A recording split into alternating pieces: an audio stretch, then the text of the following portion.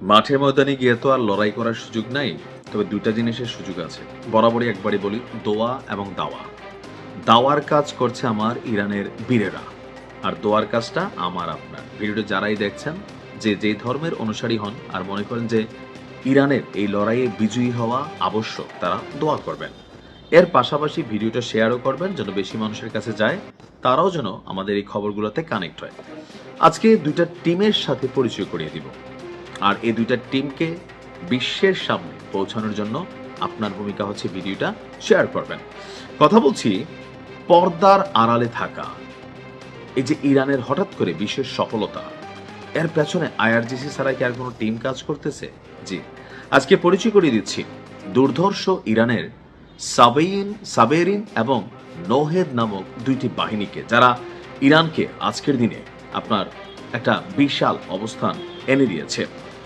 আন্তর্জাতিক গণমাধ্যমে ইরানের সামরিক সক্ষমতা নিয়ে যখন আমরা কথা বলি, বেসিক্যালি কুদস ফোর্সের নাম সামনে আসে, কারণ দীর্ঘমেয়াদী আঞ্চলিক প্রভাব বিস্তারে এই বাহিনীর ভূমিকা খুবই গুরুত্বপূর্ণ ছিল। তো এখন এর বাহিরে বিশ্ববাসীর নজরকে লুকিয়ে ইরান তৈরি করে রেখেছে আরো দুইটা বাহিনী। প্রতিরক্ষা বিশ্লেষকদের মতে কোনো দ্বীপ, বন্দর বা গুরুত্বপূর্ণ স্থাপনায় হঠাৎ যদি কোনো অভিযান পরিচালনা করতে হয় বা সীমিত আকারের যুদ্ধের প্রয়োজন পড়ে, তাহলে কুদস ফোর্সকে ব্যবহার করা হয় না, করা হয় ইরানের একটি বিকেন্দ্রীকৃত বিশেষ বাহিনী।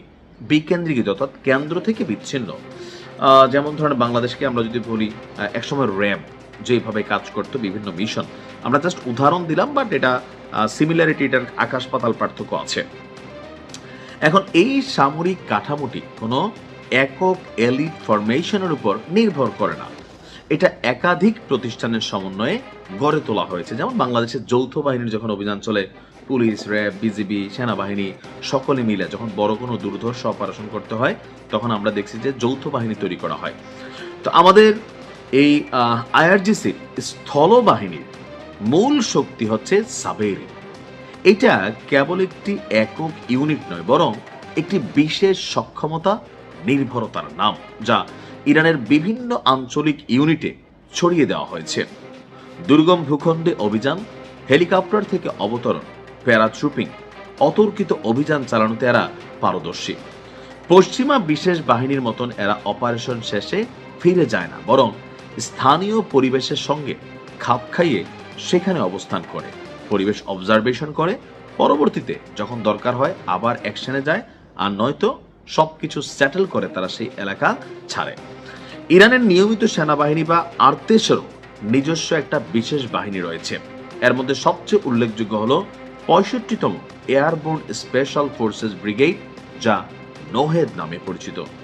তো তারা মূলত গোয়েন্দা তথ্য সংগ্রহ করে, সরাসরি অ্যাকশনেও তাদের অভিজ্ঞতা আছে। আর 2016 সালে সিরিয়ায় এদের মোতায়েন প্রমাণ করেছিল যে প্রয়োজন পড়লে ইরান তার প্রথাগত বাহিনীকেও বিদেশের মাটিতে ব্যবহার করতে সক্ষম।